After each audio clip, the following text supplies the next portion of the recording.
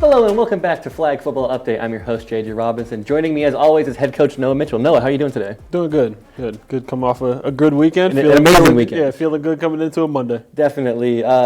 Just overall an amazing weekend. Yeah. Two nice wins, two very strong wins, Yeah. Which is definitely a bounce back from last week's games. Right. Just want to break down each game with you. Right. First home game, might I add. Yeah. Against Allegheny, 27-6 win. What did you see in that win? Yeah, well, like you mentioned, going back to last week, an unfortunate weekend a week ago. And Monday we really came in and we just had a conversation, that we are not going to be an outcome driven. We're not going to be a wins and losses driven program.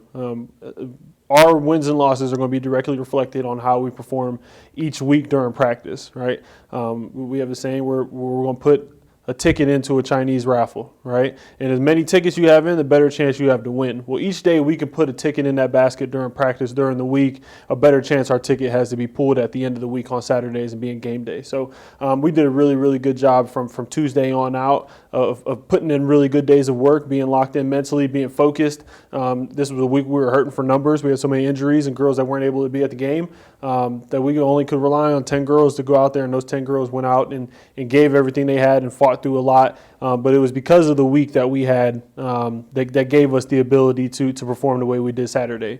But looking at that first game, it all starts with our defense, right? And that's what it's been all year. I think that's where we kind of want to live as well, right? Having our defense be the heart and soul and the momentum builder for our program. I mean, you see Alicia Young with a couple interceptions, but those are just the plays that get highlighted, right? Not Maddie rushing and forcing the quarterback into bad decisions. We threw Crystalline Jones in there who hadn't rushed all year. We throw her in there to rush, and she puts pressure on the quarterback because of how fast she is. So it's the plays that everyone else is making, and we're playing really good coverage on the front end where the quarterback starts having to give some balls up in the back half where Alicia, who her natural instincts were able to take over, and Kamaya and her natural instincts, and Mitchell and her instincts. I mean, she even got in on the interception fest.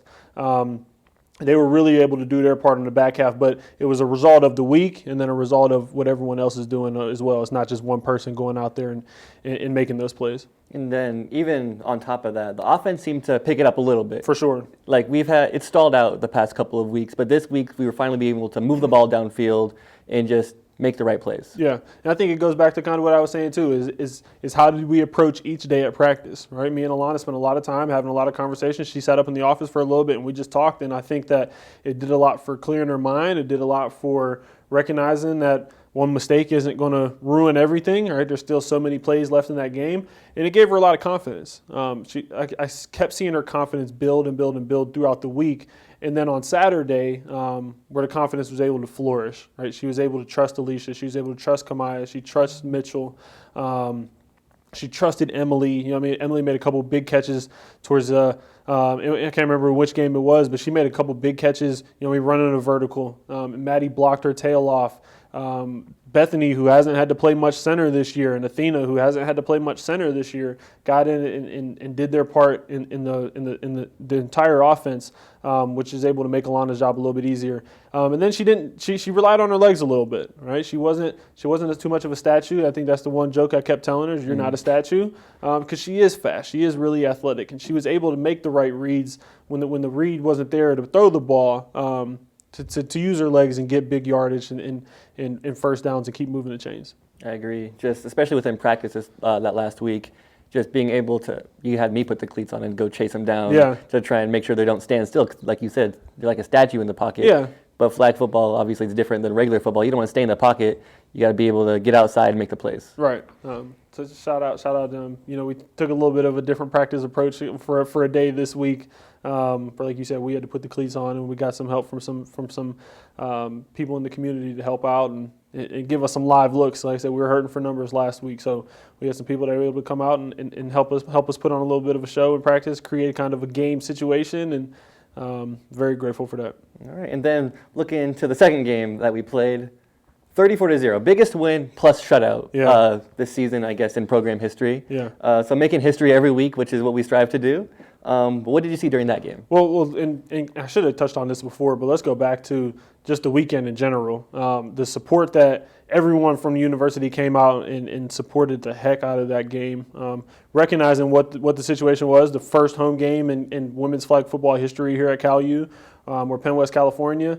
And I think that the girls felt it. The girls really, really felt it. You know, Coach Dunn was generous enough to let us use his locker room and use his speakers, and the girls were having fun, getting ready, and the energy was there. I mean, I showed up. We started warm-ups an hour and 15 minutes, an hour before the game started, and there's already people getting seated in the stands and getting ready for the game. So, you know, big, huge thank you for everyone that came out and showed those girls the love that they needed to be showed and the support that they needed. But then, yeah, going into that second game, it kind of was a repeat of what we talked about with the first game, where defense was put on display. We didn't have a great start to the game offensively, which is something we're going to have to break. You know, we can't keep on having these first drive interceptions as an offense.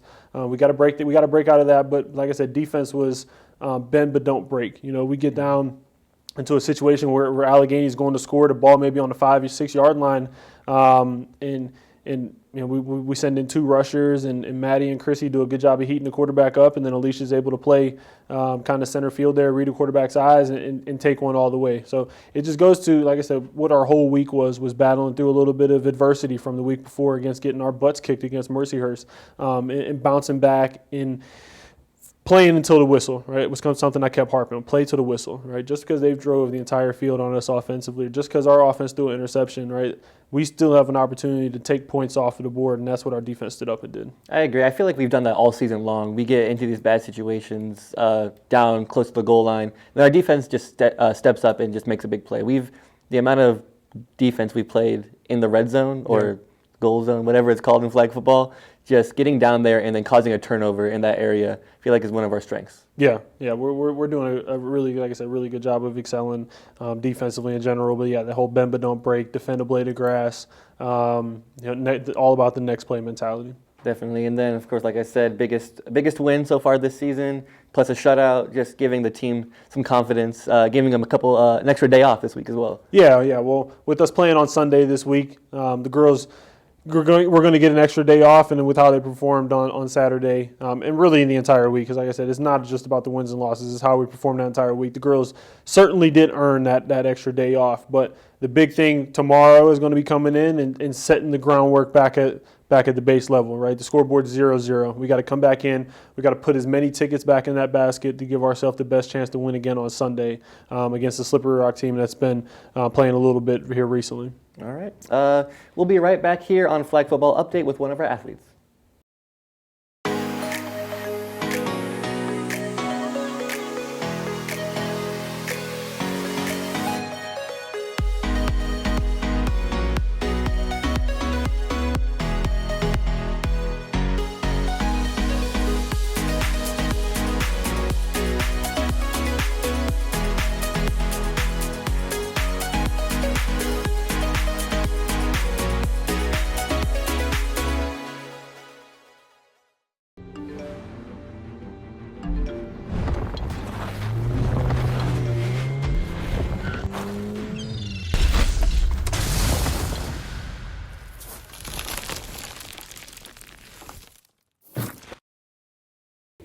Hello and welcome back to Flag Football Update. Now joining me is senior Alicia Young. Alicia, how are you doing? I'm well. How are you? Hey, I'm doing good so far, so good. Early for me. Woke up a little too early, but that's besides the point. We're here to talk about you. Okay. You're a senior here. Yes. Very athletic. You had a handful of interceptions this past weekend, showing all your skills on the field. So I just want to know just more about you in general, where you come from, how you got into the game, and other things that you do.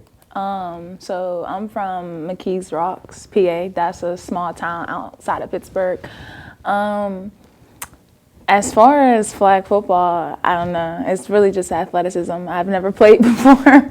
I'm learning every day. So yeah, I definitely think athleticism overrides the skill, but yeah. And then, like you said, you're athletic. Not only are you a flag football player, but you're also a basketball player here at Cal. So how does that translate? You're playing basketball to playing flag football. How does that translate? I think it's both. They're both hand-eye coordination sports. Some things are similar. Obviously, it's not the same exact sport, but I do think some stuff goes hand in hand, as in throwing, catching, running. So similar, but not the same. I think I took some of what I've worked on for years playing basketball and kind of put it into flag football. And I guess we could say it's paying off. It is, definitely. Especially the height. The height is a big factor, Yeah. especially with this past week, just being able to get up there and get the football. Yeah. Just offensive, defensive wise, you're able to make the plays when they're needed. Right. And then, like I said, amazing game, amazing weekend with a handful of interceptions, 27-6 win, and then a 34-0 win. Just huge plan, and like you said, you're a senior. What are your plans going forward after you graduate? I'm looking forward to playing overseas, and I won't be playing basketball for a really long time either, and clearly I can't play it for the rest of my life. So in the working field, I'd like to get my realtor license, get into real estate, but A lot of money in that. exactly. Soon, though, I'm looking forward to continuing my career and playing internationally. All right, well, good luck to you. And then is there anything else you want to say to any of the fans out there? I would like to say that we are making history by being the first flag football women's program at Cal U. So stay with us, support, follow along, and yeah, that's all I gotta say. All right, I want to thank you so much for joining us, and we'll be right back here on CUTV Sports 1. Hi, I'm Gene Steratore, CBS Rules analyst and longtime sports official. Today, mistreatment of officials has become normalized, and we are facing an abnormal future where no officials to hire means no games on the schedule. And the positive effects of athletic competition are at critical risk for this generation and those to come. Videos showing abusive treatment of officials multiply on social media, and there have been consequences for the dreadful behavior of players, fans, and coaches. Your response in the heat of the moment is the only thing you totally control. Move that desire to lash out to a different place and encourage without rage. Just cheer for your child or the team you're there to support.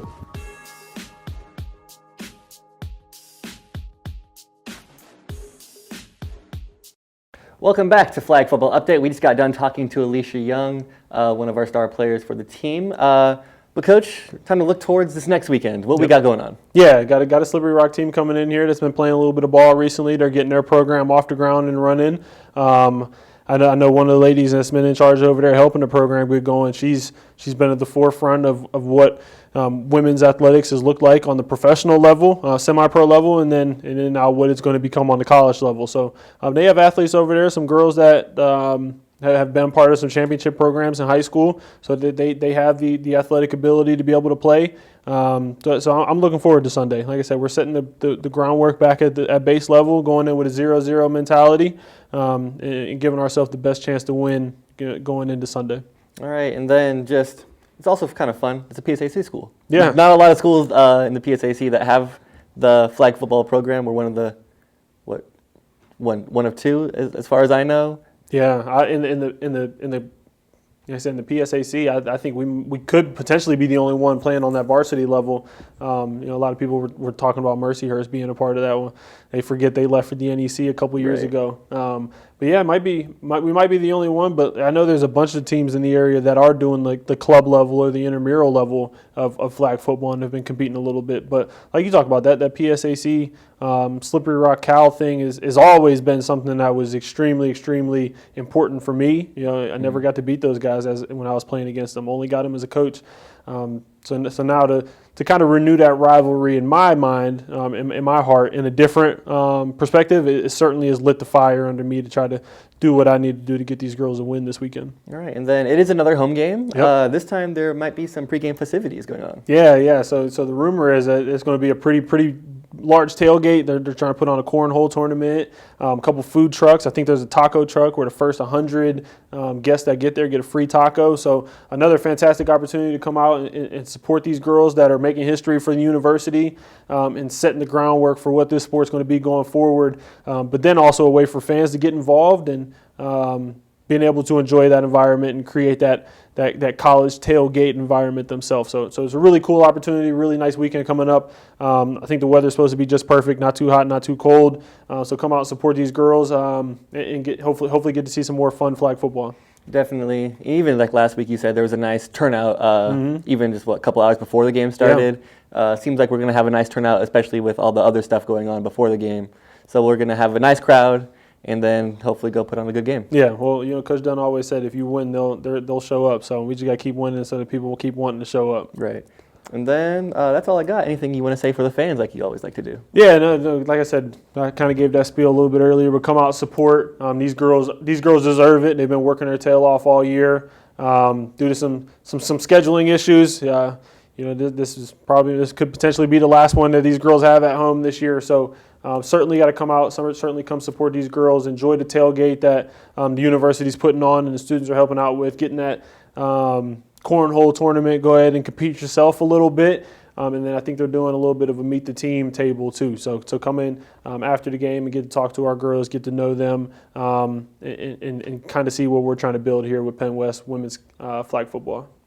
All right, and that's all I got for you. Thank you for joining me as you always do. Be sure to catch the game this weekend again on CUTV Sports 1, and have a good day.